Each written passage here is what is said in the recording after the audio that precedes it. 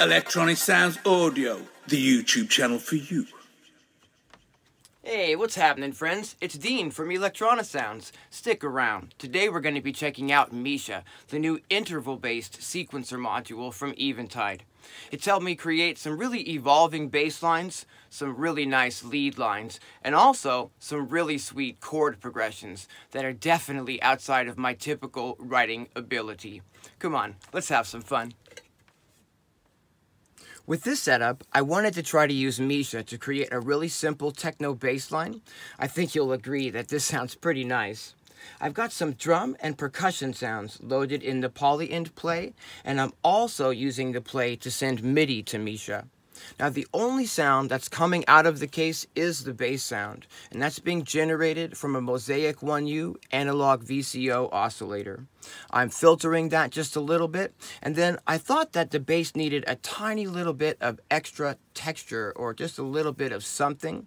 And while I don't typically add reverb to my bass sounds, with this example, I'm actually routing the bass sound out of the case using this Strymon AA1 module, and I'm feeding that into the Eventide Black Hole reverb pedal, which has got just a tiny little bit of dry wet here. We're adding just that tiny little bit of extra texture or something on top of the bass sound.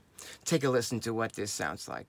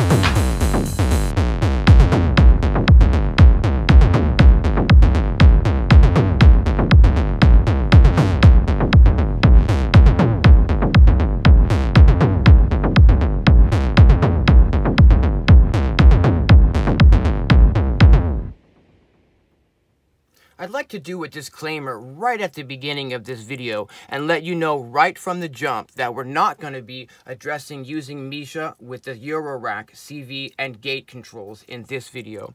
I'm mainly using Misha using the MIDI, and I actually had quite a hard time getting Misha to act as expected when using it with the Eurorack CV and gate controls. Now currently, if you actually go through the existing videos that are already on YouTube about Misha, you'll actually notice that every single one of them is using Misha over MIDI and not using it with the CV and gate inputs, except for this guy here who jumped the gun on the release date and posted a jam with it yesterday. Unfortunately, this is just kind of a noise jam, and he's not actually discussing how he's got the module connected. Even, in fact, the brand new loop op video mostly addresses using Misha over MIDI.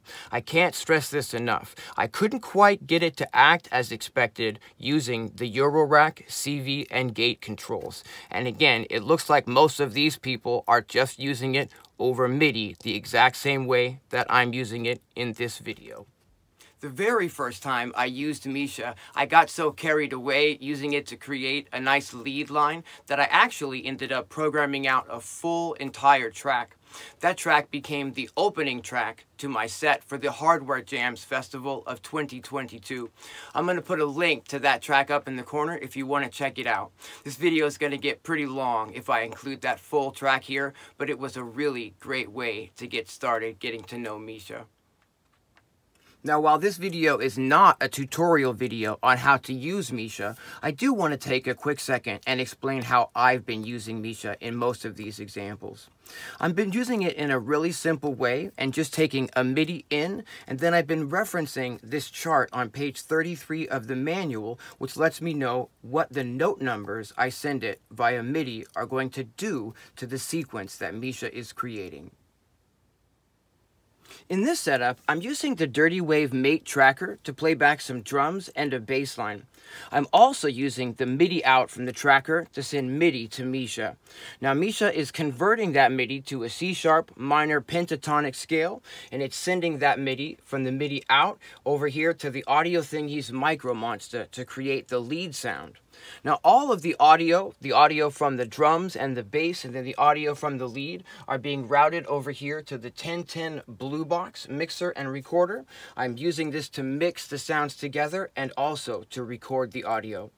I think this setup in particular, is a really neat way to use Misha, because even though I might not necessarily, suggest investing in a module like Misha if you don't have any other Eurorack, I do find that it's really nice and cool to be able to take a module out of the, main Eurorack system and use it without any other Eurorack gear. I don't have a lot of other modules that I can use like this, if you get my drift.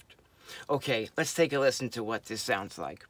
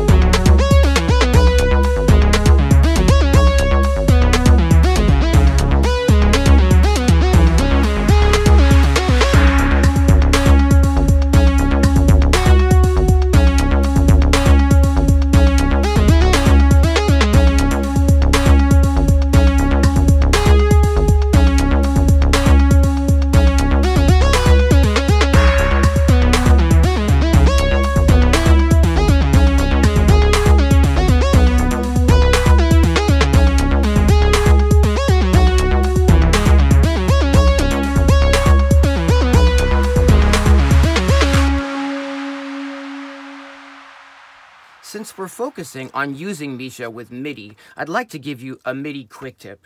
Now Misha comes with a MIDI dongle, but it only comes with one dongle. And it's really important to note that Misha only works with the Type A MIDI adapter dongle. Now, if you're anything like me, and you've already got a very vast collection of these silly little MIDI dongles, you might really want to take the time to label the MIDI dongle that comes with Misha, so that you're not accidentally trying to use a Type B MIDI adapter when it only works with a Type A MIDI adapter. In this setup, I'm using the Poly-In tracker to play back some drums and some percussion samples.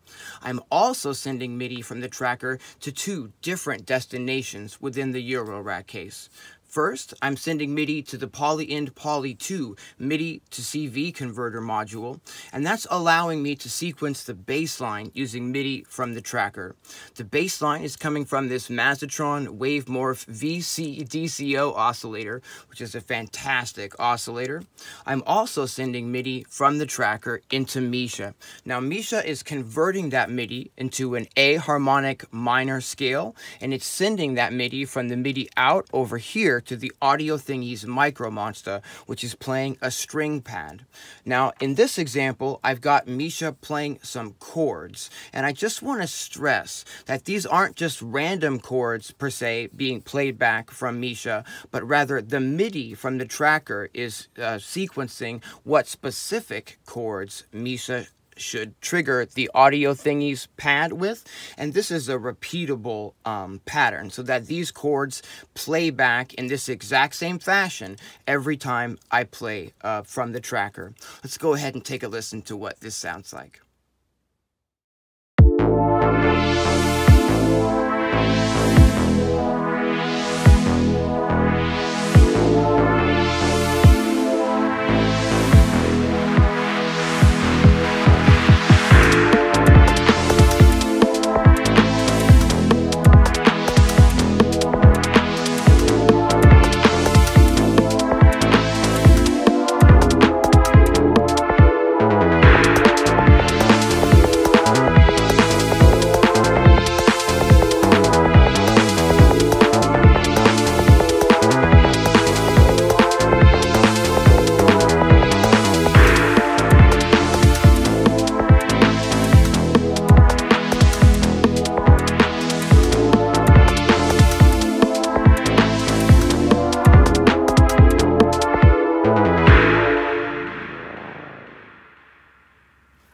really gel with Misha's tone row function, but I'm going to show it to you real quick. We've got a recording button and a playback button to record and then play back these tone rows.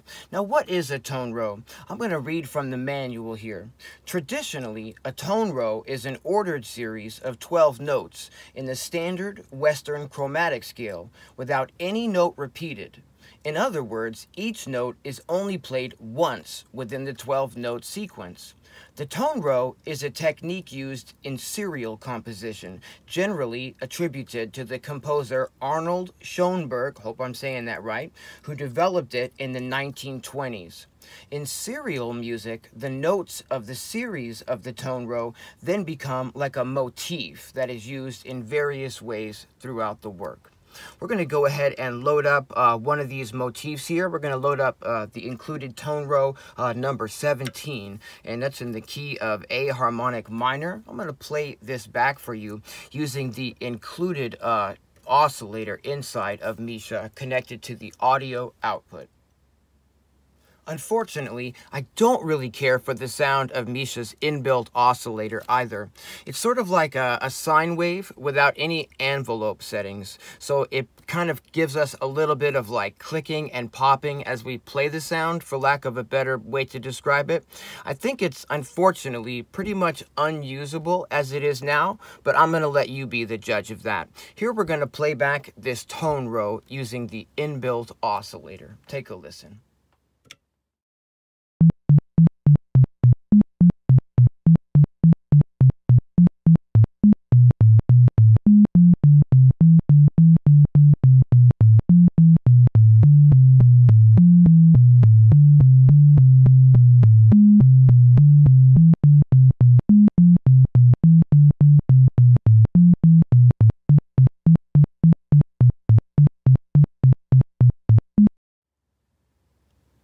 One other opinion I'd like to discuss real quick is these buttons on the front of Misha that they're calling performance buttons. And while these may be, decent for transposing the sequence a little bit or interacting with the sequence while it's playing, I don't actually find these like super interactable to actually perform melodies on per se.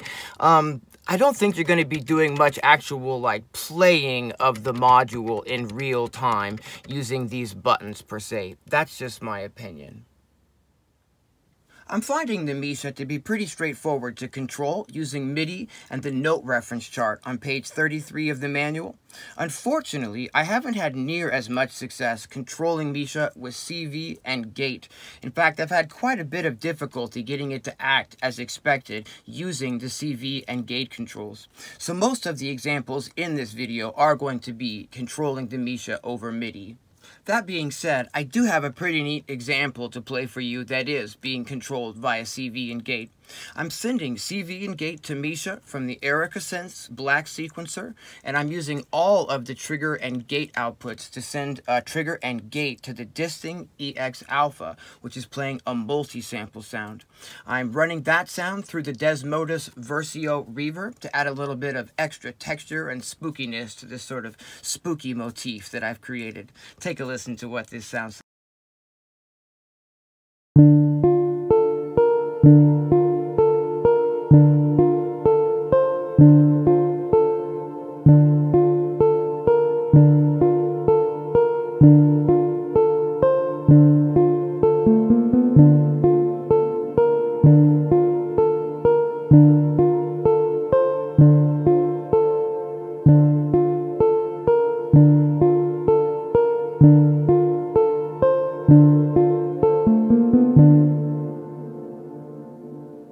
I can't stress this enough. When using Misha with MIDI only, meaning the MIDI in and the MIDI out, and no Eurorack connections whatsoever, Misha's been working as expected and actually been really fun and really inspiring to use. It's helped me write some interesting bass lines, it's helped me write some really nice lead lines, and it's also helped me write some really nice chord progressions that are well outside my typical, writing ability. I just wish that the Eurorack connections were as easy and intuitive to use as it is using it over MIDI. With this setup, I've put together kind of a synthwave beat inside of the Electron Digitact, and I'm sending MIDI from the Digitact into Misha, where we're converting that into the C major scale. I'm taking MIDI out from Misha, and I'm routing that directly into my sound card for the Mac here, so that I can get that MIDI into Ableton. I'm routing the MIDI into Contact, where I've loaded the Gentleman piano instrument from Native Instruments. So we've got the drums and the bass coming from Syntact, and Misha is helping me create these piano chords using the Gentleman piano. Just a quick note before we hear this example, I'm routing the audio from the Syntact into this 1010 Blue Box mixer, where I'm also routing an output from my computer's audio interface, so that we're getting the piano from Ableton also routed through this mixer. Now, the 1010 Blue Box has some built-in effects, and I've got a pretty heavy delay on the piano, and I've also got it pretty much buried in the Clouds Reverb preset. Let's take a listen.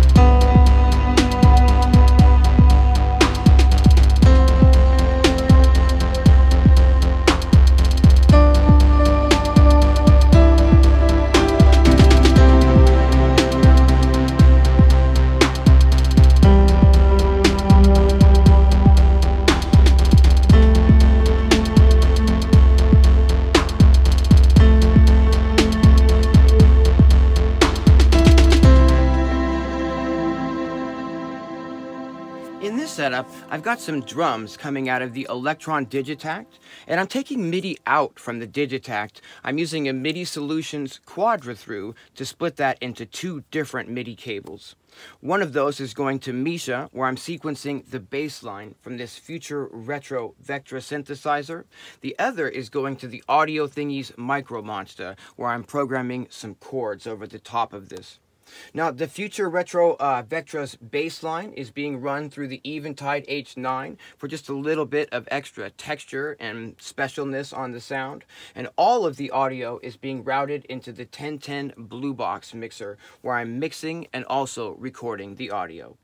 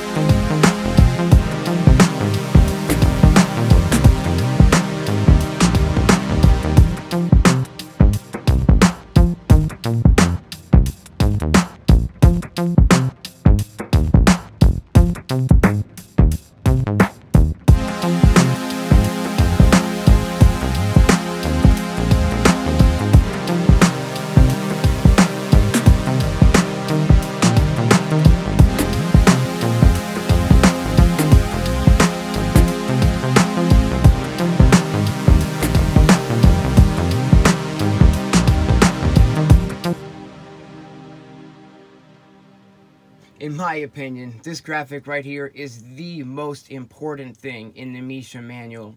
It's tucked away on page 33, but what it does is it describes all of the MIDI note numbers that you'll need to send to Misha, depending on exactly how you want to set it up. Now, using that information, I was able to create a new patch in this old Roland drum pad, sending MIDI note information over to the Misha. We've got Misha in the big system for this setup, and I'm routing the CV out to the Osiris oscillator from Modbap Modular. I've got some drums set up using some other modules, and I'm playing the Osiris using the SPDS into the Misha. Take a listen to what this sounds like. Oh, I'm actually experiencing some strange technical hiccup with the pad and the system. Somewhere between the pad and the system, I'm getting kind of like a double trigger on the triggers. You heard that kind of that flam almost on the sound?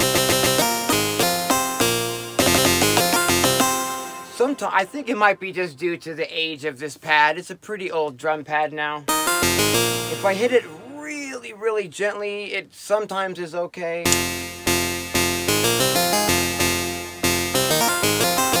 And sometimes we get those kind of weird little glitches with the sound. Like a lot of the time, actually. I'm gonna go ahead and switch out maybe to a different controller. I don't think I have another drum pad I can specifically replace out for this one, but I'm just gonna make sure that it's the controller that's the issue in this situation by trying, you know, a different controller and make sure. Yeah, it was just an issue with that older drum pad, because as soon as I replaced it with the Arturia key step, we are in. What I think is really important to note here is how I'm changing notes in the scale by just hitting one note, though, on the controller. It's a lot easier with a drum controller.